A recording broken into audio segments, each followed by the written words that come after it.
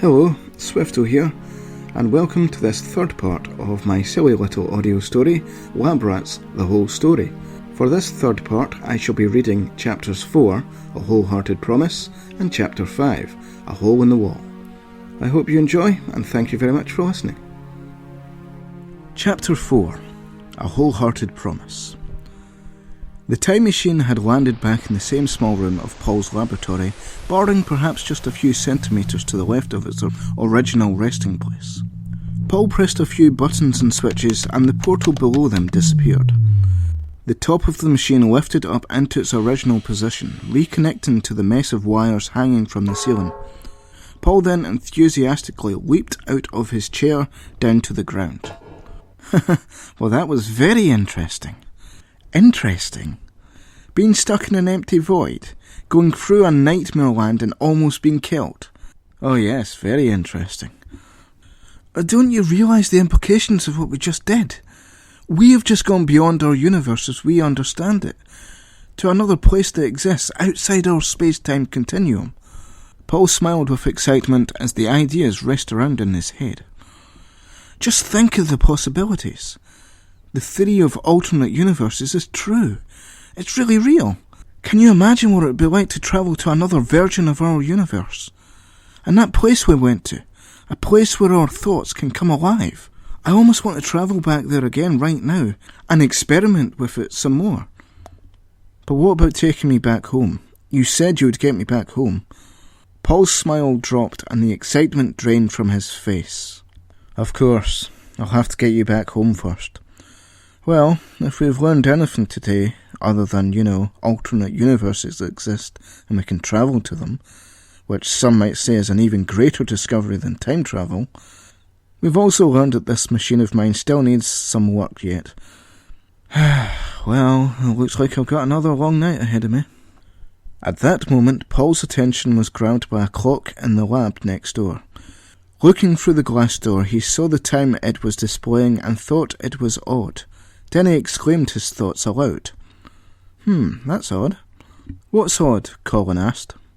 It would appear that we're a few hours off. We left roughly about 9:30 p.m. on the 29th of December, but apparently it is now the 30th, 10:15 p.m, but the time coordinates are the same. Why did that happen then? I mean, of course we couldn't have arrived at the exact time we left, and the machine would have corrected for this by a few seconds, sure, but a few hours? And without the time coordinates changing? That doesn't seem right. Oh, said Colin, having nothing better to respond with. Paul looked at Colin coldly. Oh, is that all you have to say? I've just told you that the time coordinates have not changed despite us being in a completely different time, and all you can say is, oh? Well, does it really matter? I mean, everything looks the same as when we left. What difference does it make? Perhaps you should go and sleep or something while I get busy adjusting the time machine. Is there anything I can do to help? No, I don't think you'd be much help to me at all. No, I can do it all myself anyway. Oh, okay. I'll just go over here and let you get on with it then. Yep. Are you sure I can't help at all? You can help by getting out of my way. Oh, sorry. Paul barged past Colin and picked up a bag of tools. So I'll just get out of your way then. The sooner you get out of my way, the sooner I can fix this and you can go home. Right then, I'll just be in the lab then. Alrighty then. The glass door slid open and Colin entered the dingy little lab that he had first awoken in. The doors violently slid shut behind him. Colin slouched down on the ratty old chair next to the door. He thought in silence for a while about all he had experienced. He thought about the strange images they had seen and tried to make sense of it all. For a moment he thought he had seen something that almost reminded him of a past memory, but the harder he tried to remember the image, the fainter it became. Frustrated, Colin got up and wandered about the lab, looking at the strange collection of junk that Paul had accumulated. He wondered what these strange collections of bits and bobs were for. He then noticed that the computer with the fish was still on, and decided to investigate it. The keyboard was similar enough to the one on the time machine that Colin easily deduced that he could type on it the same way he had saw Paul do previously. He sat down and began to type furiously at random keys on the keyboard. The computer made a loud ding noise, and Colin got a fright. The fish disappeared, and an odd-looking box that said welcome and password on it appeared instead. This confused Colin, and he decided it was best just to leave this magic box alone. It was at this moment Colin noticed he was feeling a strange sensation in his lower torso. The feeling was there before, but now it was even more noticeable. He was hungry. Food, that's it, he thought. He needed food. I'm hungry, he said aloud. Colin went through the door into the room where Paul was working on the time machine. Hey, sorry to bother you, but is there any way I can get something to eat? What? Oh, sure. Paul, who was half inside the time machine and covered in some sort of oil or grease, pulled himself out and wandered out into the lab. Follow me. Going through another sliding door from the lab, they entered the kitchen. The kitchen was a rather plain, undecorated room, but a bit nicer looking than the lab, with white walls and a wooden floor. The table at the centre of the room was dusty, and so were the worktops. It was obvious that Paul seldom used them very much. I have a few bits and bobs in the fridge there if you want to make a sandwich. I wouldn't touch the milk though if I was you. It's probably out of date by now. Oh, thanks. I'm sure I'll find something. Right, well, I'll just get back to work then. Are you not hungry? A little bit, but I'll get something later. Just before you go... What is it now? I was just wondering if there was anything I could do to pass the time. You know, so I don't die of boredom. Follow me. Paul was not very enthusiastic with what seemed to him Colin's constant need to disturb his work on the time machine. They went through the big door on the other side of the lab into the hallway, which was new to Colin. Paul, in a very bored and monotone manner, gave Colin a quick tour of his home. On your right is the recreation room where you can watch TV, read a book, or play a video game. On the left is a bedroom we made up for you while you were asleep, and beside it is the toilet. You remember what that's used for, right? Of course. Come on, I'll show you how to use the TV. Oh, wait a minute, what about that big door over there? Colin pointed to the large metallic windowless door on the other side of the hallway. Paul responded, hoping that Colin would not be too interested in that door. That's the door that leads outside the building. You can't go out there. Why not? Because it's not safe out there. It's bad. Really? What's out there that's so bad? I don't want to talk about it, but you must promise me that you'll never try to go outside. Trust me, you don't want to go out there. Why not? I've told you. It's a horrible place out there, full of danger and bad people and stuff. Trust me, it's not safe. Why? Is it that monster we saw back in the void? Does it live out there? No, it's not that. Just promise me that you'll never try and go outside. I'll have the time machine working soon, and you'll be able to go home then. But you have to stay in here, in the lab, till then. Can you promise me that you will not try and go out there? Okay, I promise. Good. Thank you. Come on then, I'll show you how to work the TV. They both went into the recreation room. Colin tried to pretend he was interested in what Paul was saying, but he couldn't take his mind off the door that led outside. What was it that Paul was so afraid of, he wondered. After showing Colin how the TV worked, Paul then proceeded to show him how to play a video game on it. Then all you need to do is press this button to select the AV signal, which should be channel 5, and then switch on the console. Paul handed the TV remote to Colin, who was still busy thinking about the door. Oh, thanks. And here is my collection of games down here. I've got all the latest, greatest games. Worms, Crash Bandicoot, Tekken 2, Overboard, Tomb Raider, and a few others. Have a look and see which one you want to play. Just be sure you don't save over any of my game saves, will you? Okay. I mean it. If I find any of my game saves missing, I'll be very annoyed. Alright now, I have to go and work on the time machine. Why don't you take a break? Come play a game with me. Sorry, I prefer to play these games on my own. Besides, I only have one controller anyway. Oh, well, okay then.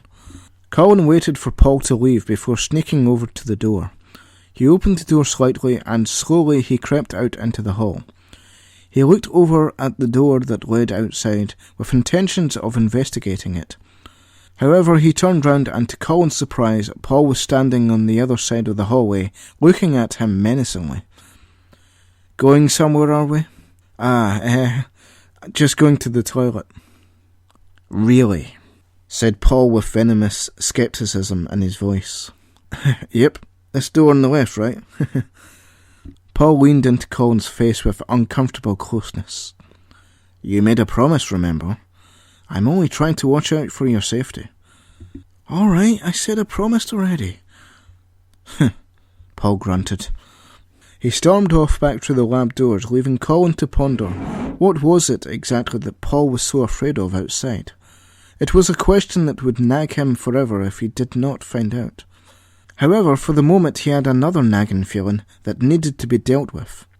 He was still hungry, and so he made his way back through the lab to get to the kitchen. Paul peered at him through the glass of the door that went into the small room that housed the time machine as he tinkered thoughtlessly with some gizmo. Later that night, Colin squirmed about in his bed, unable to sleep. Maybe it was because he had slept for 3 days previous, or the fact that he had had a nap in the empty void whilst falling to his death, but for some reason he just couldn't sleep. It was because of the door. Just what was it that Paul was so afraid of outside? Why didn't he want him to go outside? Could it really be that bad? Colin couldn't really remember anything before he had woken up in the lab, but he had this gut feeling that buildings were supposed to have holes in the walls, covered with some kind of see-through material. Colin wasn't sure, but he had a feeling that these were called windows, or something like that. But so far he hadn't seen a single one of these window things that he was so sure were supposed to exist. If only he could just have a peek at the world outside the lab, through one of these mythical wall holes that should exist, then maybe his curiosity could have been satisfied and he could rest easy. Sure now that he wasn't going to fall asleep, he lay in his bed looking up at the ceiling, thinking what it would be like to be outside. Outside, he thought. What does outside even mean? He imagined outside to be bright, like the whiteness of the empty void, only with more stuff in it. What stuff would outside have? Just thinking about it made him even more restless. He was trying to imagine a place which was impossible for him to imagine. He thought back to the brief glimpses of the outside that he had got during his time in the void. He wondered if it was normal to have giant monsters rampaging about like the one he had seen. Surely not, he thought. But then again, it would explain why Paul didn't want him to go outside. No. It was something else, he guessed. Colin thought about the other strange creature he had seen while he was in the dark woods. He assumed that it must have something to do with Paul's fear of the outside. Then his thoughts drifted to the other strange things he had seen whilst in the void. Just what were those images he had seen? The glowing rock up the tree, the spiral in space, the man who chased him down the stairs. What did it all mean? Were they his memories, or were they Paul's? Did they have some meaning, or was it all just nonsense from their imaginations? How and why did they see the things that they had seen? Colin rolled over once again, frustrated at the lack of answers to all that perplexed him. His thoughts once again drifted back to the door. Just what was it that Paul feared so much? Perhaps there really was some man-eating monster out there. Colin imagined the colossal beast he had seen, gobbling up people with its massive claw-like hands and horrible slobbery fangs. Then Colin thought about the people he was creating in his imagination for the monster to consume. He imagined old people and young people, people with white hair and people with blue hair. The blue-haired people seemed odd to him for some reason, so he changed it to brown, and suddenly they looked more normal. He imagined them with different colours of skin. Some were different shades of brown. They seemed normal, but when he imagined people with green skin, somehow they seemed less easy to picture. Though he had only ever seen a few glimpses of other people through the visions he had seen in the void, he somehow knew that it was not normal for people to have green skin or blue hair. He remembered Paul had said something about a woman with green hair, but that seemed unlikely in his mind. His thoughts focused on the faces of the people that the monster in his mind was consuming. Although it was hard for him to imagine the faces, he could just about form in his mind odd bits of faces that seemed familiar to him somehow. How did he even know what an old person looked like if he didn't even remember meeting any old people? These faces that he had created, young and old, were they the people that he had once known, or was it all just his imagination? He just didn't know. Colin rolled over again. He then imagined Paul being one of the people being eaten by the monster he imagined being outside. This amused him. He felt quite pleased with the idea of something bad happening to Paul. It was at this point that Colin decided he had had enough of imagining things and wanted to see reality as it really was. Colin switched the light on and got out of bed. He grabbed his clothes, which hung over the end of the bed, and quickly got dressed. The panels of wood creaked irritatingly loud as he tried to sneak slowly towards the bedroom door. He poked his head out into the hallway to make sure that the coast was clear. Through the glass door into the lab, he could see the faint light coming from the small room, but no Paul. He assumed he must have gone to bed by now, or at least was out of view, busy working on his machine. Everything seemed okay to him, so he headed out into the hallway towards the outside door. Creeping ever so slowly over to the door, he tried to hold his breath, so as to not make a sound. He had managed to get to the door without being caught. Phew! Colin let out air and stopped for a moment to catch his breath. He then slowly reached for the handle and tried to turn it, but the handle was stiff and seemed to be stuck in place. He looked around the door and saw a number pad at the side. Colin tried typing a few of the buttons to see what would happen. The number pad bleeped and let out a loud "Access denied." "Damn it," he whispered loudly in frustration. Colin tried violently to pull at the door handle again, in a futile attempt which he did more to let off steam rather than to actually open the door. He then had another idea. "Psst! Hey, computer," he whispered. "Psst! Computer! Computer!" "Yes, Colin? What are you doing up this late?" The computer finally responded. "Shh! Quiet! I'm trying to get out of here. Can you help me open this door?" "I'm afraid I can't do that, Colin," she said more robotically than normal. "What? Why not?" "I don't know the combination." "Oh, well maybe..." Before Colin could finish, Paul interrupted. "Going out, are you?" The lab door was open.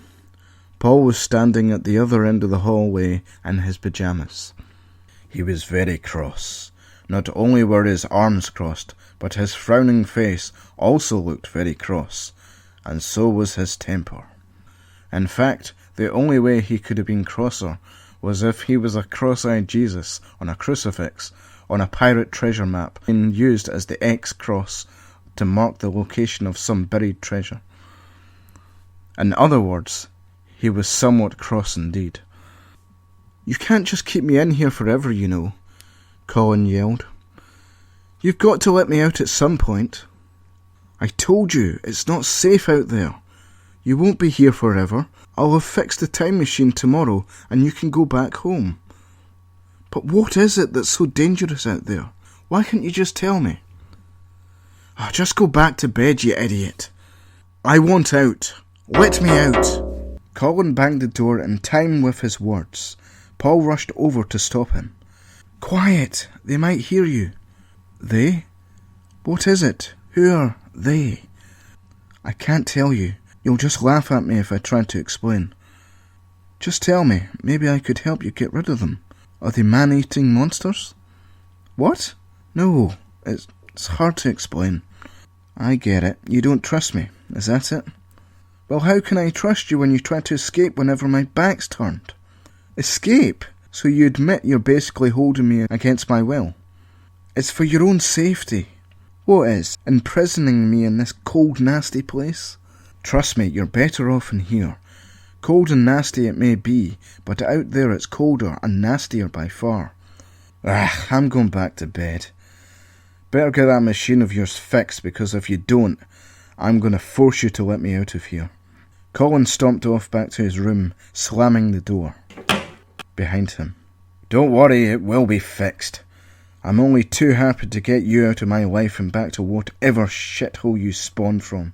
Paul angrily thumped his way back to the lab doors, putting extra force into every footstep to make his point well and truly clear. Unlike my reading. By the time he had made it back to the lab, his feet were numb, but it felt good to let out his rage. The next morning, at least Colin assumed it was morning, Colin walked into the lab to find that things had been moved about. The table from the kitchen had been brought through into the lab with a nice-looking blue and white checkered tablecloth adorning it. Morning, said Paul, clearly still angry. Morning, said Colin, clearly still half asleep. I thought I'd try and put last night behind us, so I made you some breakfast. Oh, thanks. Yeah, oh, sorry about last night. Well, no worries. I hope you like eggs and bacon. Only one way to find out, I guess, said Colin cheerfully, tapping his fat little belly. Colin sat down at the table as Paul brought through a pan from the kitchen. Paul forcibly slapped down some bacon and eggs into Colin's plate. Careful. I get the feeling you're still a little mad. Oh, do you? Colin looked down at the burnt remains of what might have once been slices of bacon. You know what? I'm not that hungry right now. What? What's wrong with your breakfast? Nothing. I'm just not that hungry. You liar. You haven't eaten since last night. You must be hungry. Ugh. How can I even trust anything you say after last night? Well, maybe if you'd actually given me some actual food, then I might be a little more hungry. The hell is this black stuff even supposed to be? Bacon and eggs? I notice that your breakfast isn't burnt. Colin pointed to Paul's plate of nicely grilled bacon and fried eggs. Well, I'll have you know. Paul was interrupted by a loud beeping noise that emanated from the cream-coloured computer in the corner. What the hell is that? Exclaimed Colin. Oh, nothing. Just a little side project of mine. Paul rushed over to the computer and started typing away. Yes, I've found it again. Computer. Its location is approximately 6 miles due north, the computer AI said. Colin got up and rushed after Paul to his breakfast and stole his bacon. He tried not to look too suspicious as he slowly made his way over to Paul at the computer. Paul gave Colin a sideways look as he heard crunching in his ear, but tried to ignore it. It's getting closer. Strange. Okay, don't lose it this time. Signal is getting fainter. Do you mind if I butt in and ask what the hell's going on? Colin asked. Yes, I do mind. Shut up and let me focus on this. Signal strength is now at 40%. Damn, we're losing it again. What is it? Something outside? Is it the thing you're scared of out there? Paul turned round to face Colin. I told you to shut up! I'm busy and I need to focus. Signal at 25%. Paul swung round and clicked a few buttons on the keyboard. No, we've lost it again. Paul straightened up and started scratching his chin while staring into space. I don't understand it, computer. We keep losing it. I still can't identify how it moves from one place to another so rapidly. What is it? Colin asked again. Some sort of creature? Paulin turned round to give Colin an icy cold look. We came so close this time. I'm sure I would have been able to trace it if it had not been for you interfering. What? What did I do?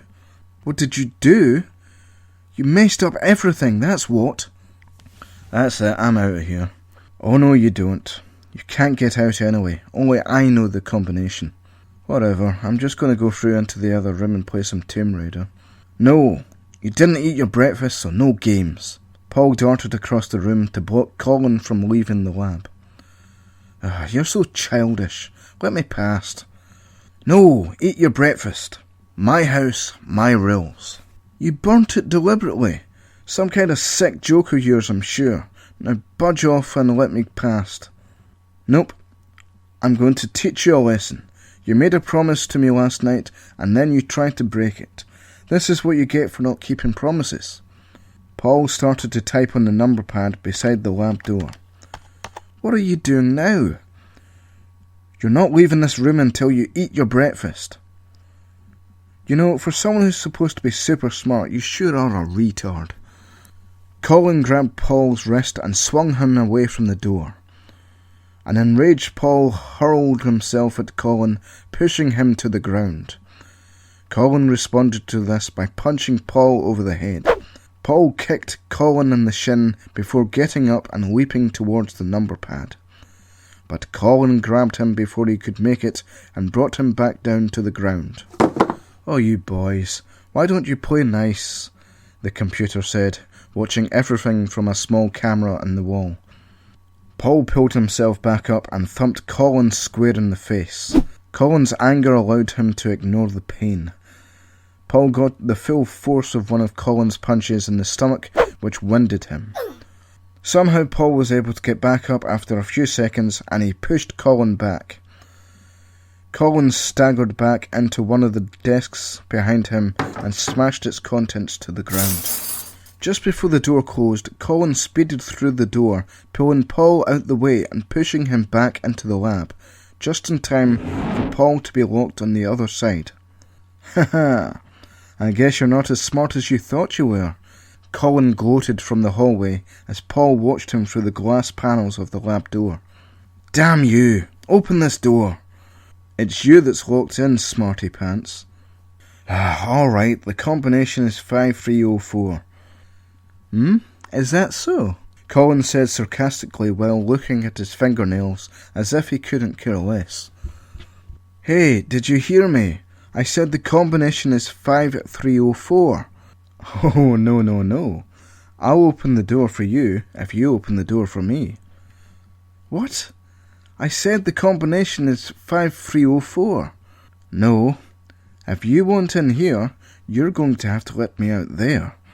Colin pointed to the outside door and grinned with a sinister smile. No! You know I can't do that. Well, I guess you're just going to have to be stuck in there until you tell me. I'm on the side with the kitchen.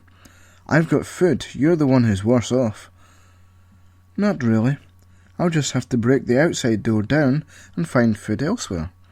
What makes you so sure there is food out there? Well, obviously you need to get food from someplace.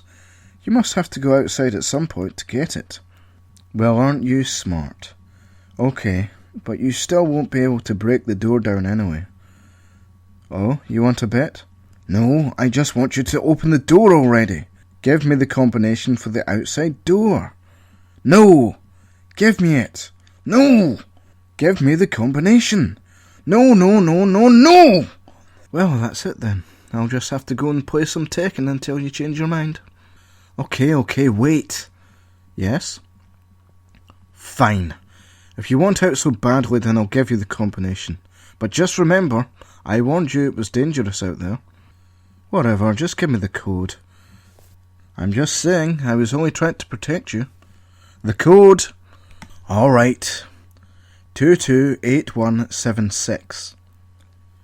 228176. Yes, now open the door already. Colin rushed over to the outside number pad and typed in the combination. Access denied, said the door. Tut. Why can you never just be honest with me, Paul? Colin said, disappointed. Me? You said you would open this door if I gave you the combination. You're the liar. But you didn't even give me the right combination though, did you? Of course not. You think I would give you it so easily? Just give me the number I need to get out and you can get in here. Oh, please just let me out of this lab. I really need out. Now! Why are you so desperate to get in here anyway? I thought you had all the food and stuff on your side. Yes, but you have the toilet, and I really need to pee. Then give me the number I need for the outside door, and I'll let you go to the toilet. Oh, alright. The combination is 623889. Colin gave him a suspicious look and went back over to the outside door. You sure this is the right one this time? Yes, Paul said, agitated, squirming desperately, trying to hold his pee in. Colin typed the number slowly, enjoying Paul's discomfort. There was a small metallic click sound as he entered in the final digit. He pulled the door handle and he felt the door come loose. Ha! Freedom at last. Bright sunlight shone through the gap in the door. Colin had to hold his hand up to shield his eyes from the blinding warmth. Hey, don't forget to open this door now, Paul reminded Colin. No, you can stay in there forever, you nasty little bugger. That'll teach you for keeping me hostage. Another broken promise then. Just you wait and... Before Paul said anything else, Colin was out the door and away. The heavy metal door clunked shut, and just like that the sunlight had disappeared, leaving Paul alone in the dim artificial light that seemed so grey and cold. With a shudder of cold fear pouring over Paul, he felt his legs being warmed by an unpleasant wet feeling. He was now trapped in the cold and the dark. He was wet, miserable, ashamed and uncomfortable, and what upset him the most, he was alone once more. Chapter 5. A Hole in the Wall. Paul sat in one of the dining chairs in the lab. By now he had changed his trousers for a dry, clean pair. As delicately as he could, he wrapped a bandage around his right hand as blood dripped down his arm. He had made sure that he had gotten the shards of glass out, and he had cleaned it under the tap before wrapping the bandage. He was quite squeamish of the sight of blood, and felt especially dizzy, knowing that it was his own. Satisfied now that he had wrapped up the bandaged arm tight and secure, he sat back and grumbled to himself. Nice idea, computer. Thanks a lot. I'm sorry, Paul. I thought it was worth a shot. Yeah, just break the glass, put my hand through the door, and reach for the number pad on the other side. Great idea. Only I couldn't reach the pad, of course, and now my hand is bleeding. Wonderful idea. I'm sorry, Paul. It's not you I'm angry with. It's that arsehole who locked me in here. Don't be too hard on him, Paul. He didn't know you were trying to look after him. And now he's out there somewhere. I hope he gets killed by something. Don't say that. I'm sure he'll be back to open the door for you once he realises his mistake. Computer, my dad programmed you to be too naive. I doubt we'll ever see him again. He was a human after all, and as I've told you time and time again, you can't trust people. Not one single one. What about you? Puh, I'm not human. Not to them, at least. I hate people. Maybe you've just never met the right people. The right people. All people are evil. All of them. The way they treated me. I'll be glad to get away from this place. They made it perfectly clear that I was not welcome, just 'cause I was a little different. But I'd rather be the way that I am than be one of those horrible, narrow-minded fools. No, computer, believe me, all people are evil. And so was Colin. I don't know why I took pity on him. I guess, being taken out of his own time, I thought he might understand what it was like to be different. Alone. No place to belong. I was wrong. Paul sat angrily in the silence as he nursed his wounded arm. A little later, Paul had stopped sulking and had decided it was time for something a little bit more drastic. He hid behind the kitchen table, which was now on its side, and in his hand he held a small metal device, which connected with a long wire to a box taped to the hallway door. Okay, computer, here goes. 5, 4, 3, 2, 1... Paul pushed a switch on the device in his hand. A huge smoking hole from the lab into the hallway now appeared where the lab door had previously existed. Yes! Paul punched the air in triumph. That was cool! Shame about the mess, though. He stepped over the bits of shattered door still smoking from the explosion and went through the hole in the wall into the hallway. Right now, first things first. Paul rushed over to the outside door and quickly typed in the code to lock it. Phew. Now no one can get in. What if Colin comes back? The computer asked. Screw him. Look at this mess he's caused. Well, in a way, this mess is actually your fault. My fault? I only destroyed the door because he had locked me in from the other side. It's his fault. I wasn't talking about the door. I mean, it was your fault for bringing him here in the first place, resulting in him hitting his head and losing his memories. That was an accident. If he was so stupid enough to get caught in the portal and bang his head, well, that's his stupid mistake. I think you know that's a pretty lame excuse, Paul. Do you think you could outrun a portal that just opens up out of nowhere, then pulls everything in its path down a wormhole at the speed of light? He's lucky he even survived without the protective shield bubble you created for the time machine to travel in. Yeah, I've been thinking about that. How did he survive? I have to look into that. Maybe I don't need the shield bubble after all. It would save us a lot of energy not using it, I guess. Hey, don't change the subject. I'm talking about Colin. You have to go out and find him. What? No, I don't. It was him that forced his way out, remember? Why should I risk my neck for a backstabber like him? If it is as dangerous as you say it is, then just think what perilous situation he might be in right now. How could I help him anyway? Do you know I'm too weak to get into any fights? You've been outside before. You've had experience of what it's like. He hasn't. I only go out at night when it's safer, through the sewer tunnel, to steal food from the corner shop. That idiot shopkeeper still hasn't caught me. What about before you came here, to the laboratory, before you rebuilt me and created the time machine? I told you before, I never want to talk about those times. But you said yourself, he's out of his own time. He's lost his memory. There's no knowing what danger he might be in right now.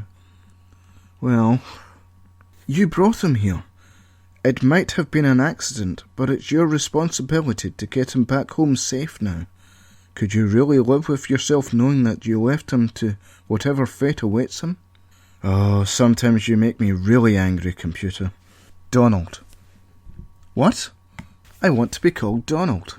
I don't have time for this right now, computer. Come on, think about it. Donald the computer. It's got a nice ring to it. Computer! I'm going out to look for Colin. What? You heard. So you're really going out now? Yes. In daylight? Yes. Oh, I'm so happy for you. I knew you would do the right thing, Paul. Well, as you say, it is my responsibility, and I am the only one who can get him back home. Ah, I knew you cared. How sweet. Computer, please kindly turn yourself off until I tell you otherwise, okay? I'll be quiet, Paul. Paul slowly walked over to the outside door and nervously adjusted his t-shirt. Okay, here I go. He slowly moved his hand up to the number pad and typed in the code. There was a click, and the door moved forward a little, letting in a little ray of natural light. Paul gulped as he peered through the crack in the door. He moved his hand slowly up to the door handle before quickly retracting it back to his side.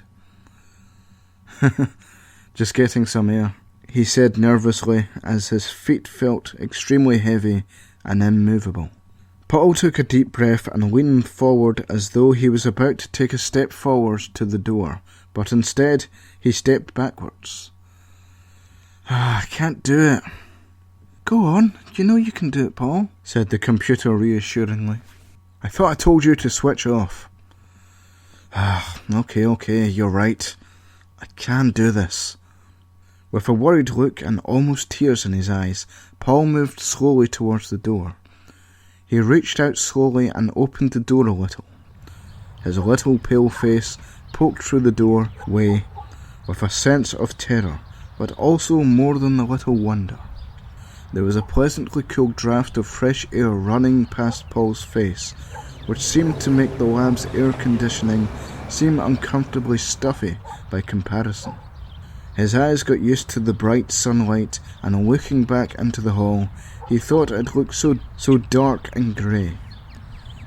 He could hear the noise of distant traffic that seemed oddly calming, and the sound of various birds that made him feel at ease.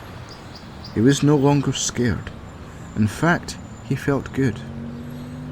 He breathed in the outside air, and it felt so good. He stepped outside and closed the door. He felt a strange sensation. It felt surreal for him to be outside in daylight. The sensation was so overwhelming, he felt a little dizzy. He thought about telling this to the computer. Then he realised that he couldn't, because he was outside. Paul tried to get his head together and focus on his objective. He looked around the street that he was in and started to walk left of the door. He stopped at a street light which was only a few metres away from the door and looked about in front of him to see if he could see any signs of Colin. He was unaware of a man walking behind him until the man walked past. Paul jumped off the pavement in shock just as a car drove past, and frightened him even more. Terrified, Paul rushed back through the lab door, locked it, rushed through the hallway, into the lab, through the room with the time machine, and then into another room after that, which was his bedroom. He leaped into his bed and hid under the covers. There Paul curled up into a little ball with the covers wrapped around him. He was terrified, but also more than that, he was angry. Angry at himself for not being able to overcome his fears. Just when he thought he'd finally been able to escape it, he had ruined it all by being such a coward, as always, he felt. He cried until he fell asleep, all the while wishing he was braver, wishing his dad was here, wishing he could go outside and play with friends. He wished that Colin had stayed and been his friend, but he had left him behind, just like everyone else seemed to. That is the end of part 3 of Lab Rats, the whole story. Thank you very much for listening, and I hope you enjoyed. If you did, I hope you come back for part 4, where I shall be continuing on from my story with chapter 6, A Whole Other Mess. Thank you very much for listening. Goodbye.